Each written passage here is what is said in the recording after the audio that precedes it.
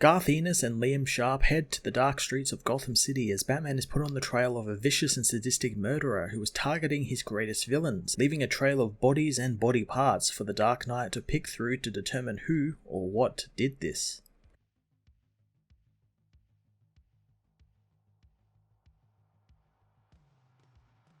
Garth Ennis returns to Batman in a very strange way with a Black Label murder mystery. I found it strange in the sense that the way it was structured, with the book's dialogue especially, feeling very stilted and rather formal, more so than what Batman should be, and in classic Garth Ennis fashion, the book is kind of a critique on superheroes, specifically the vigilante type, being that Ennis isn't too much of a big fan of superheroes, so he's kind of the perfect person to write about superheroes since he'll find something new and interesting. That's all well and good here, however, since I did enjoy how we get a look at how Batman doesn't kill, but he will break your legs or even maim you, and it leads to even people like Alfred assuming that he's the one doing this to all of the criminals. It was also a fun take on the whole idea of Batman doesn't kill and how some people view that as even worse than Batman killing, since it's a tactic used by the mobs and everything, such as the character who is throughout the book the Russian thug who worked for Scarecrow, who thinks that being not killed by the Batman is worse than death and in itself is almost a death sentence. In terms of the actual plot of the book, I felt it was missing something, missing that key piece, since in the first issue of a murder mystery, usually there is something that you reveal about the killer, or you get to find out who the actual killer is or what the actual killer is, something to hook you into the series, but there really wasn't, which was again strange. It was all based around Batman just putting the screws to this one guy to find out information, and he really didn't find out more than what he already knew.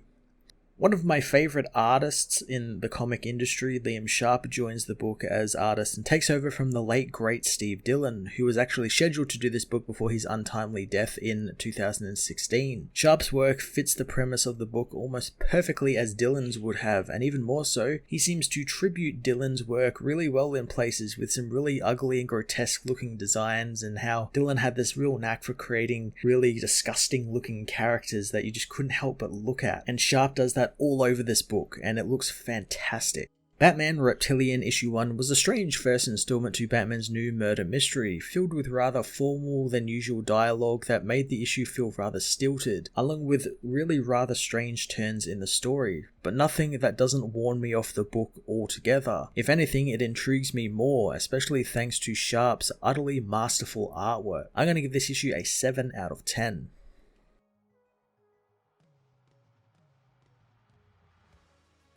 Batman Reptilian Issue 1 finds boxer Edgar Lichario's lawyer addressing the press outside the courthouse, telling them that the charges against his client are completely false. They will be considering a defamation of character case against Gotham. The press asks about the evidence provided by the Batman being suppressed, and the lawyer says the evidence was not allowed since they were brought forth by a vigilante, and there was no taking them, making him happy the judge saw this, since now his client can return to his family and defend his heavyweight title at the end of the month. A journalist wonders why he doesn't just retire with a big payout thanks to them gouging the city for whatever they can take with the defamation suit. Batman soon arrives as the lawyer says that if the DA wants to stop wasting taxpayers' money, they should stop relying on costume thugs, since he doesn't do them any favours in the eyes of rational people. The press asks what about the victims and the lawyer's thoughts on Melissa Danvers and Reese Holt, but the lawyer doesn't see the relevance since their stories were proven to be false, but he wants it made clear that a career in prostitution comes with a number of hazards. Batman confronts Edgar, calling him a coward, a liar, a rapist, and a brute, as the lawyer tries to stop Batman from talking with his client. Batman knows that his title makes no difference, and him being able to trade blows with another man in a ring is no more courageous than the average trained cur. The lawyer thinks that this is pathetic, and an attempt to prompt his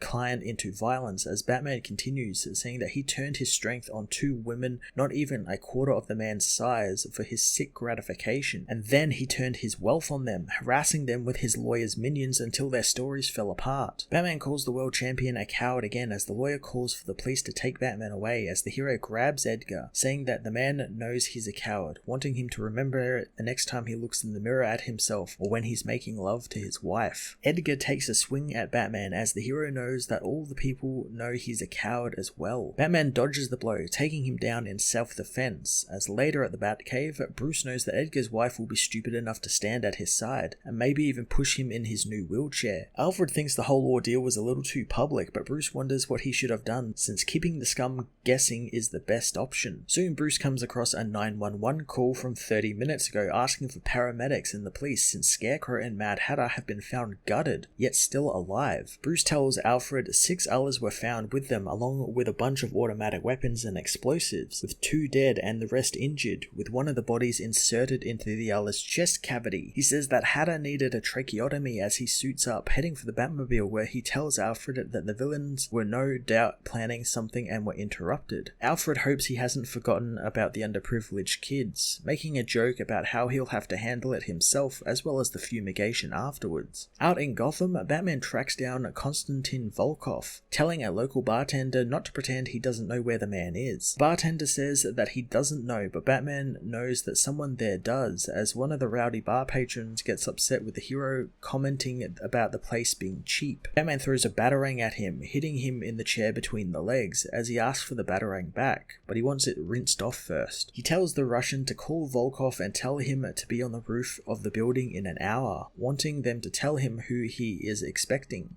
Later on, Batman meets with the man on the roof, telling Volkov he's pretty good on rooftops, so he better watch himself and not go for the pistol he has in his coat. Volkov tries to reason with the hero as Batman wonders what he's worried about, since the Batman never kills and everyone knows that, and he can walk away whenever he wants. The man asks what the hero wants, so Batman wants to talk about Scarecrow, since Volkov is his number 2, ever since he came over from the Russian organized crime families. The man says that he didn't do that thing with the Penguin and the Riddler, and whatever it wasn't even human. Batman says that he was talking about the thing with Scarecrow and the Mad Hatter, and the man doesn't even know what happened. Batman grabs him, holding him over the edge of the building as the man says that he thought Riddler and Penguin were going to hit them, so Scarecrow had his crew arm up, heading over to Oswald's club to hit them back first, but when they got there, it was already done. Batman tells him to get on with it, so the man reveals that it was a bloodbath at Oswald's, with at least 12 men dead and Riddler cut open from chest to crutch, and they had nailed Penguin to the ceiling, an image the man will take to his grave. He has no idea who could have done this, but since that meeting, everyone had been screwy. He tells Batman about the meeting and about how every month the villains gather to come up with a plan to kill Batman, so the man wonders if he had them bugged, but Batman says he used to, but he stopped when he realized they couldn't all agree on the results, wondering what was different about this meeting. Volkov says that it felt like there was something in the air, like you could almost smell it and taste it, and while the villains nearly always end up screaming at one another, this night was way worse, and it was like they all wanted to fight the minute they all got there. Volkov and the other hired muscle felt it as well, and usually they go and have a smoke and catch up with one another, but that night everything annoyed him, from every little movement to every voice he heard. Soon the night culminated in where it was heading, but the weird thing is that everyone pulled their weapons, and it wasn't just Penguin's crew, but the whole room, including guys who had no beef with one another, and they were getting worked up as well. Volkov knows that he was muzzle to muzzle with Slow Joe Kelly, and that he didn't even know why, but as quickly as it came, the feeling went, and it felt like they all came to their senses as fast as they lost them, with a few guys even throwing up outside, but Volkov waited until he got home to do that. He thinks that this is why Scarecrow wanted to go after Oswald and Edward, thanks to some sort of leftover beef from that meeting. The man didn't tell Scarecrow, but he quit after they got back from finding the villains all cut up. Batman thinks he should go sign up again, but this time maybe with Joker's group. Volkov wonders why he would ever do that, so Batman remembers him mentioning Joker started trouble during the meeting, but the man says that it could have been any of them, but Batman knows coincidence and the Joker have never gone together well. He asks why he would ever join the Joker's gang, so Batman says that he never kills and he never will kill the man, since he's far worse than the multicolored rabble and won't let Volkov die. The man knows he left Russia to get away from men like Batman, but the hero wonders what he means, if he's talking about all of the people who keep showing up in law enforcement. Batman disappears, saying that at their best they understood theater as Volkov is left alone on the cold, dark roof. The man heads home to his dark apartment, telling himself in the mirror that he is a a winner before getting into bed, turning out the light as he hears a voice remind him that the Batman never kills, something which terrifies the man,